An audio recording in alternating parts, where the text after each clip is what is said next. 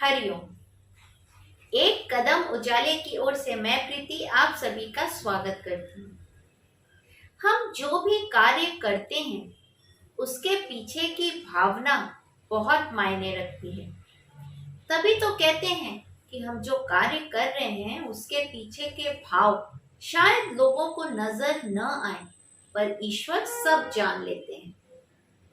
तभी तो कहते हैं ना कि हम दुनिया को धोखा दे सकते हैं, मगर हजार आंखों से प्रति पल हमारे अंदर बैठा ईश्वर, जो कि हमारी मंशा को, हमारे भावनाओं को, हमारे कार्यों को देख रहा है, उसे धोखा देना नामुमकिन है। सच है।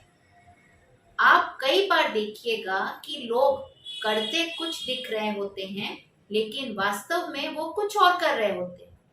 उदाहरण के तौर पर, अगर कोई व्यक्ति किसी शोक सभा में जाता है तो प्राय क्या करता है कि वो अपने अगल बगल के लोगों से बातें करने लगता है। चाहे बिजनेस की हो, चाहे पॉलिटिक्स की हो, चाहे क्रिकेट की हो। कुछ नहीं तो मोबाइल में लगा रहता है, अपना व्हाट्सएप, अपना फेसबुक। तो क्या आप ऐसे व्यक्ति को देखकर बोलेंगे कि ये शोक प्रकट करने आया है? नहीं, मुश्किल है। तो ऐसा होता है कि कई बार हम कुछ कर रहे होते हैं और दिख रहे होते हैं। और इसे एक कहानी से और बेहतर तरीके से समझाती हूँ।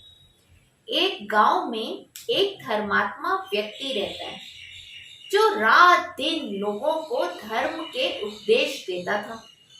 उसी गांव में एक नर्तकी रहती थी, जो नाच गाना करती थी, लोगों का मनोरंजन करती थी। अब एक दिन गांव में बड़ी भारी बाढ़ आ गई। दोनों जन मर गए, ये धर्मात्मा व्यक्ति और नर्तकी। अब दोनों यमलोक पहुंचे। अब इनका फैसला होना था कि किसको नर्क मिलेगा और किसको स्वर्ग मिलेगा। तो जो धर्मात्मा व्यक्ति था वो पूरा आश्वस्त था कि भाई मुझे तो स्वर्ग ही मिलेगा।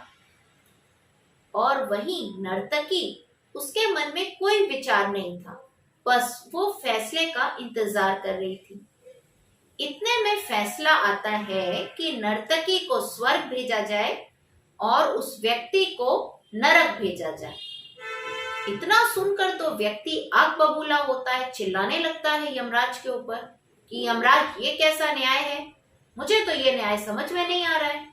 मैंने जिंदगी भर धर्म का उपदेश दिया, धर्म का काम किया, धर्म का प्रचार किया, और ये नर्तकी जो कि रात दिन लोगों के सामने नाचती थी, तुमने इसको स्वर्ग दे दिया और मुझे नरक दे दिया।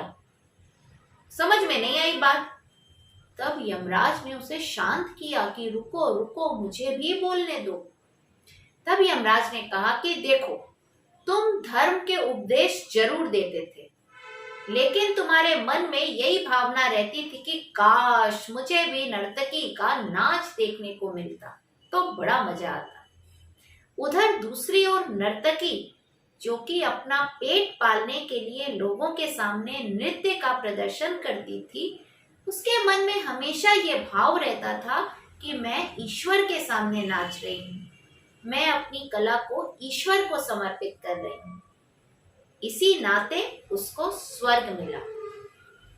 तो यही बात है कि हम जो काम कर रहे हैं उसमें हमारा मन कितना रमा हुआ है, ये बहुत विचार करने वाली बात है। हमेशा अलर्ट रहिए कि आप जो कार्य करें उसमें आपका मन भी लगा हो, क्योंकि ईश्वर के खाते में वही दर्ज होगा जहां हमारा मन होगा। कई बार फिजिकली हम कहीं और होते हैं और मेंटली कहीं और होते हैं। तो याद रखिए, ईश्वर उस मेंटली कहीं और की बात को नोट करेंगे।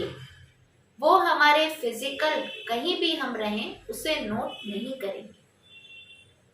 इसीलिए हमेशा सचेत रहिए और जो भी कार्य करिए पूरे मनोयोग से उसमें मन को लगा के, रमा के करिए। फिर कोई शिकायत नहीं होगी आपको ईश्वर के न्याय से।